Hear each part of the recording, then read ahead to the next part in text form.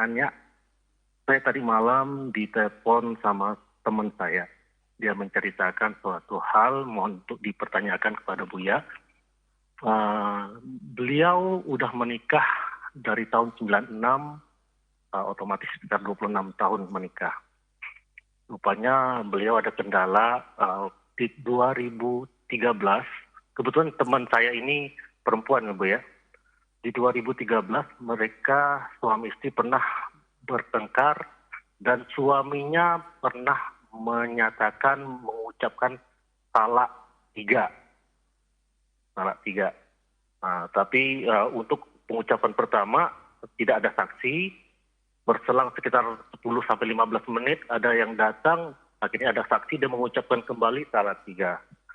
Tetapi saat itu beliau karena memikirkan anaknya yang masih kecil, beliau masih tetap bersama itu sampai hingga sekarang. Nah, jadi beliau sampai sekarang seperti terganjil ya Bu ya, jadi pengen menanyakan apakah talak tersebut berlaku? Dan kalau memang berlaku, apakah memang harus bagaimana tindak lanjutnya Bu ya? Saya rasa itu aja Bu ya yang ingin saya sampaikan.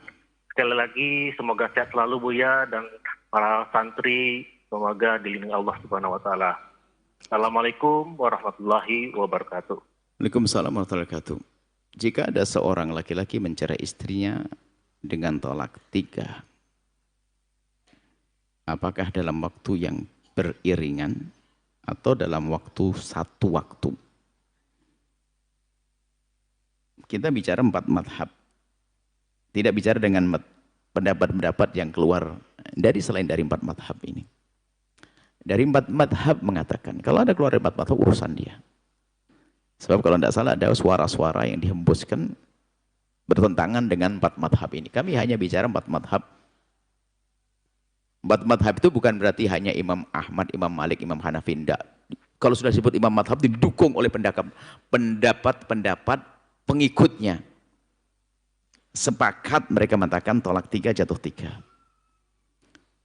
Nah, jika jatuh 3, maka ya sudah tidak bisa lagi berkumpul kecuali wanita tersebut menikah dengan laki-laki lain sampai dia bahagia.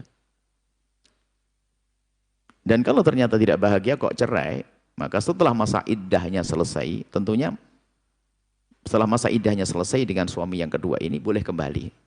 Selagi tidak boleh. Dan kita harus lebih meningkatkan rasa takut kepada Allah. Adapun anak difahamkan masalah ini kekhilafan orang tua dan sebagainya. Seperti itu. Dan istilah broken itu akan terjadi kepada perceraiannya orang yang tidak kenal Allah. Sehingga percayaan yang benar kan tasrih bi ma'ruf. Tasrih bi ihsan. Kalau pengen lepas dengan cara baik dong. Tidak harus ada permusuhan di antara suami istri. Baik, ini pelajaran buat yang lainnya, jangan main cerai. Anda harus waspada. Laki-laki hebat nggak gampang mengeluarkan kalimat cerai, soalnya sudah dipertimbangkan. Dipikirkan, direnungkan, baru dia menjatuhkan kalimat cerai. Kalau tidak, ini bukan laki-laki kayaknya. Yang sering minta cerai itu perempuan. Untung hak cerai tidak diberikan oleh Allah kepada wanita. Kalau hak cerai diberikan Allah kepada wanita, habis baru nikah seminggu langsung. Cerai saja ini. Memang begitu, gampang minta cerai. Sebetulnya itu bukan karena perempuan itu minta cerai. Yang kami fahami adalah kelembutan hati perempuan itu sehingga kalimatnya itu nggak bisa mewakili. Jadi kalau suami itu, kalau istrinya minta cerai itu, Anda harus paham, itu bukan minta cerai. Maksudnya apa? Ayo dong berubah bang, jangan gitu terus gitu. Cuman kalimatnya terbatas, cerai saja, tinggalin saya, pulangin saja. Itu gaya perempuan. Bukan berarti minta cerai beneran Pak. Ini ya, mohon maaf itu jadi secara fikih semacam itu. Dan harus takut kepada Allah Subhanahu wa taala dan biarkan sang wanita tersebut menikah dengan laki-laki lain karena sudah jatuh cerai 3. Tapi yang lebih dari itu yang perlu kita cermati, bentuk kalimat cerainya seperti apa sih?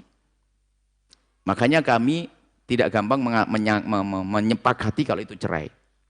Tanya dulu ngomong apa dulu. Laporan dari istri, laporan dari suami. Kadang-kadang beda. Istri yang ngomong koncong saya dicerai begini-gini, suaminya enggak. Karena istrinya terlalu nek, jadi kalimat suami jadi cerai gitu. Gampang cerai, padahal suaminya hanya ngomong ini. Sehingga perlu ditemukan dulu, barangkali laporan dari sang istri. Kita perlu dengar dari suami. Karena waktu istri marah itu mungkin kalimatnya menjadi kalimat cerai, sudah pengen lari. Jadi perlu ditanya kembali kepada sang suami ngomong apa. Setelah terbukti betul ngomong cerai 3 ya sudah. Harus dengan prosedur yang sudah kami sampaikan itu. Kepada yang lainnya jangan gampang main cerai. Cerai itu untuk belajar ya. Makanya jangan. Kalau seandainya seorang suami harus mencerai istrinya, jangan langsung cerai 3. Satu dulu untuk belajar. Sehingga istri belajar, suami belajar, nanti bisa rujuk kembali. Baik.